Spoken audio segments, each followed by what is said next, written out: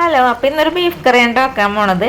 വേറെ ഒന്നുമല്ല, ഇന്നലെ ഞാൻ വീട്ടിൽ കൂർക്കയും ബീഫും വെച്ച സമയത്ത് എൻ്റെ കെട്ടിയാനും ഭയങ്കര ഇഷ്ടപ്പെട്ടു. വേറെ ഒരാൾക്കും കൊടുത്തിട്ട്, അപ്പോൾ അവർക്കും ഭയങ്കര ഇഷ്ടപ്പെട്ട്.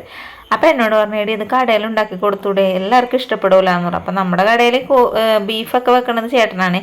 അപ്പം നീ ഒന്ന് ഉണ്ടാക്കി കൊടുത്തു. അപ്പം ഞാൻ പറഞ്ഞു കൂർക്ക ഇട്ടിട്ട് ഉണ്ടാക്കിയാൽ എല്ലാവർക്കും ഇഷ്ടപ്പെട്ടൊന്നും വരില്ല, രാവിലെയൊക്കെ കൂർക്കയും ബീഫ് ആര് കഴിക്കാനാന്ന് പറയാം. അപ്പം എന്നോട് പറഞ്ഞു എന്നാൽ കൂർക്ക ഒഴിവാക്കിയിട്ട് നീ ഇതേപോലെ ബീഫ് കറി വെച്ച് കൊടുക്കുമെന്ന് പറയും. അങ്ങനെ ഉണ്ടാക്കാൻ നോക്കിയതാണ് ഞാൻ. അപ്പോൾ ആ ഒരു 5 സവാള വെളിച്ചെണ്ണ ഒഴിച്ചിട്ട് നന്നായിട്ടൊന്ന് വഴറ്റിയെടുത്തിട്ടുണ്ട്. അപ്പം നന്നായിട്ടെന്നൊക്കെ ഞാൻ അങ്ങനെ പറഞ്ഞതാണ്, ഇതേപോലെ വഴറ്റിയെടുത്താൽ മതി കേട്ടോ. എൻ്റെ ഇതിലേക്ക് 1.5 സ്പൂണ് ഇഞ്ചി വെളുത്തുള്ളി പേസ്റ്റ് ഇട്ടാ. അപ്പോൾ ഇഞ്ചി വെളുത്തുള്ളി പേസ്റ്റൊക്കെ നേരത്തെ തന്നെ അടിച്ച് വെച്ചിട്ടുണ്ടായിരുന്നിട്ട് ഇവിടെ.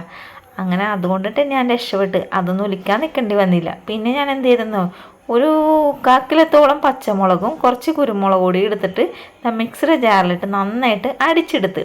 ഇനി ഒരു 3 തക്കാളി അരിഞ്ഞെടുത്തിട്ടുണ്ട്. അതിൽ കുറച്ച് തക്കാളി മാറ്റി വെച്ചതിന് ശേഷം ബാക്കിയുള്ള തക്കാളി ഇട്ടിട്ടാണ് നന്നായിട്ടൊന്ന് വഴറ്റിയെടുത്തത് കേട്ടോ.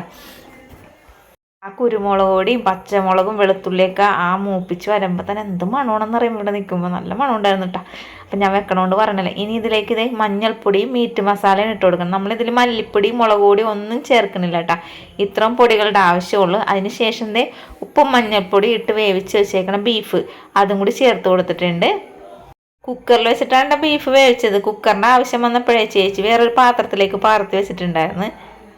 അങ്ങനെ ഞാൻ ഈ ബീഫ് എല്ലാം നന്നായിട്ട് മിക്സ് ചെയ്തതിന് ശേഷം എല്ലാ മസാലയും പിടിച്ചിടണം. അതിന് വേണ്ടിയിട്ട് ഒന്ന് മൂടി വെച്ച് കൊടുത്ത് കുറച്ച് നേരം കഴിഞ്ഞപ്പോൾ മൂടി തുറന്നപ്പോൾ എൻ്റെ പൊന്നോ, നന്നായിട്ട് ബീഫൊക്കെ കുറുകി അടിപൊളിയായിട്ട് കിട്ടിയിട്ടുണ്ട്. ബീഫിന് നെയ്യ് കുറച്ച് കുറവുണ്ടായിരുന്നു. പക്ഷേ ഈ ഒരു കറി വെക്കുമ്പോഴേ നന്നായിട്ട് നെയ്യൊക്കെ വേണമായിരുന്നു. ഞാൻ അയാളോട് രാവിലെ വിളിച്ചപ്പോൾ പറഞ്ഞതാണ്, ഇക്ക ബീഫ് കൊണ്ടുവരുമ്പോൾ കുറച്ച് നെയ്യും കൂടി അധികം ഇട്ടേക്കണോട്ടാണ്. എവിടെ അയാളെ ലേശം അങ്ങാണ്ട് ഇട്ടിട്ടുള്ളൂ. പിന്നെ ലാസ്റ്റ് വന്നപ്പോഴേക്ക് മല്ലിയിലയും കൂടി ഇട്ട് കൊടുത്തു. അങ്ങനെ നമ്മുടെ ബീഫ് കറി ഇവിടെ റെഡി ആയിട്ടുണ്ട്.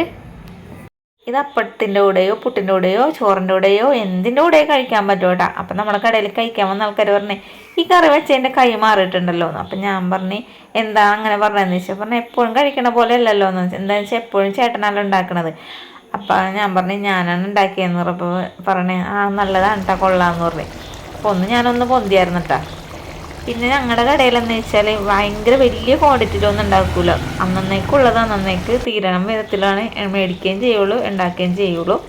അപ്പോൾ ഇത്രയേ ഉള്ളൂ നമ്മുടെ ബീഫ് കറിയുടെ വീഡിയോ ഇഷ്ടപ്പെട്ട് ഷെയർ ചെയ്യാനും സപ്പോർട്ട് ചെയ്യാനും ലൈക്ക് ചെയ്യാനും മറക്കരുത് കൂട്ടുകാരെ.